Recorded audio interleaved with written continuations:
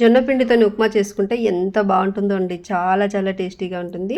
ఇలా వేడి వేడిగా ఉప్మా చేసుకొని మీకు ఇష్టం వచ్చిన చట్నీతోని సర్వ్ చేసుకోండి. సూపర్ అంటే సూపర్ ఉంటుంది. పైన కొంచెం నెయ్యి వేసుకున్నా ఇంకా బాగుంటుంది. ట్రై చేయండి. ప్యాన్ హీట్ చేసుకొని చిన్న కప్పుతోని జొన్న పిండి వేసుకోవాలి. అదే కప్పుతోని ఉప్మా రవ్వ కూడా ఒక కప్పు వేసుకొని వేయించుకోవాలి.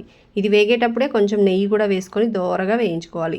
ఇది ఇలా కొంచెం కలర్ చేంజ్ అయిన తర్వాత తీసి ఒక బౌల్లో పక్కన పెట్టుకోవాలి. ఇదే ప్యాన్లోకి ఒక స్పూన్ నెయ్యి వేడి చేసుకొని ఆవాలు, జీలకర్ర, పచ్చిమిరపకాయలు, కరివేపాకు, కొంచెం శనగపప్పు కూడా వేయించుకోవాలి.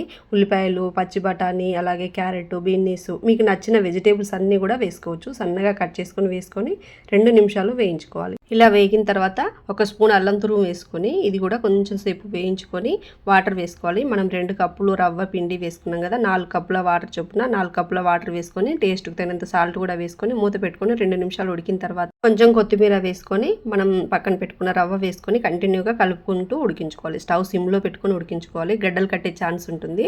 ఇలా మంచిగా ఉడికించుకున్న తర్వాత వేడి వేడిగా చట్నీతోని సర్వ్ చేసుకుంటే ఎంత టేస్టీగా ఉంటే జొన్న పిండితోనే ఉప్మా రెడీ అయిపోతుంది. తప్పకుండా ట్రై చేయండి. వీడియో నచ్చితే లైక్ చేయండి, షేర్ చేయండి, ఫాలో చేయండి.